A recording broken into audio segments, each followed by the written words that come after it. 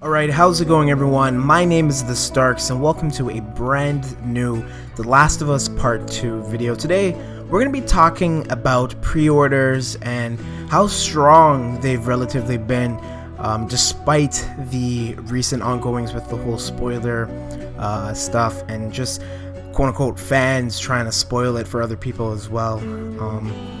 This is going to be a very interesting topic because I don't think I've gone in depth with the spoilers, but I'm going to read off of this article provided by IGN, and this is by Jordan Oloman, and he states that PlayStation boss Jim Ryan has revealed that the demand for The Last of Us Part 2 remains strong despite major story spoilers circulating online. Specifically, the spoilers appear to have had a limited effect on pre-orders for the game.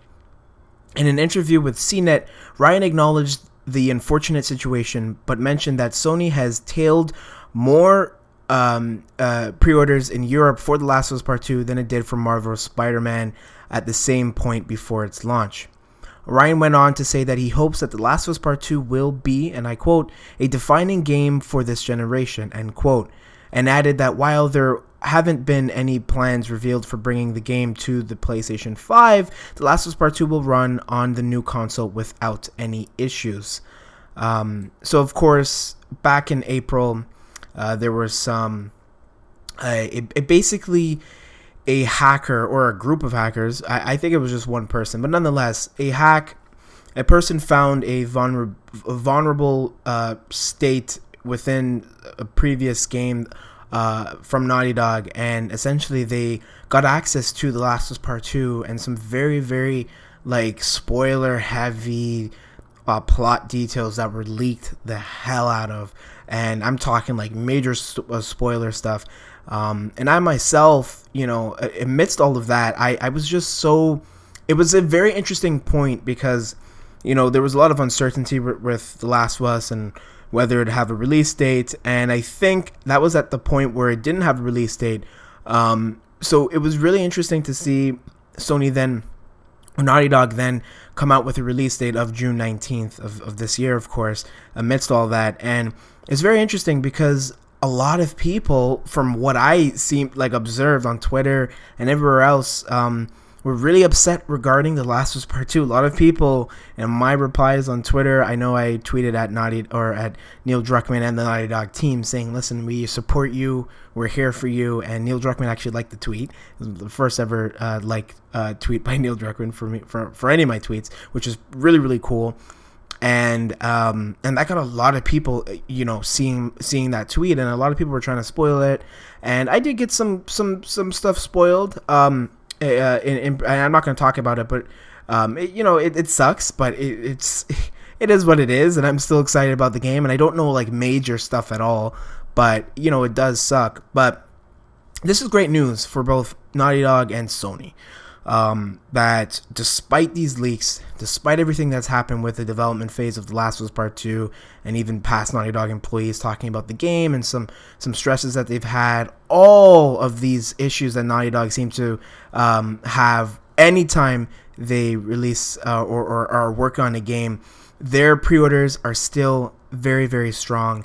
And it's great for the studio, it's great for PlayStation, and it's great for fans. It brings confidence to myself and the general public that, hey, despite all of these negatives, The Last of Us Part 2 has some pretty strong pre-orders, regardless of everything that's happened thus far.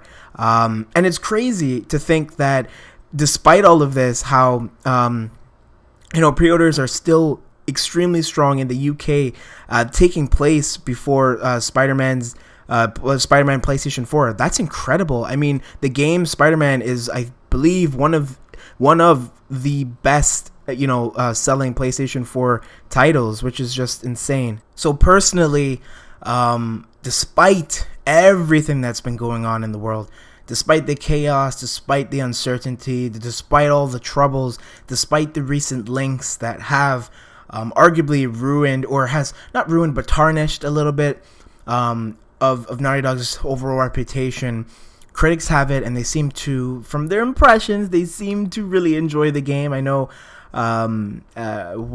Greg Miller had said, I don't know how this cannot be Game of the Year.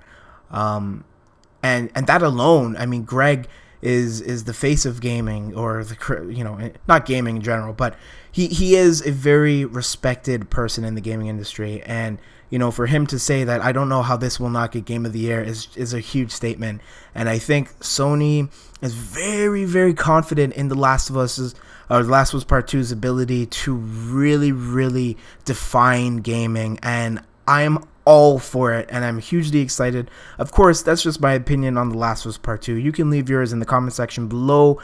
Be mindful of spoilers, though, and please, if you're one of those people who get a kick off of doing that, please just do it somewhere else. This is not the channel to do it. You will be blocked immediately. But of course, I just want to say thank you to everyone who has supported my content over the months and weeks ahead of The Last of Us Part 2's release. I appreciate your support beyond words, and I hope that you will stick around going forward past Part 2.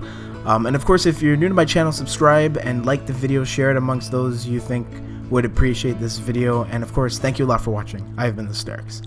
Peace.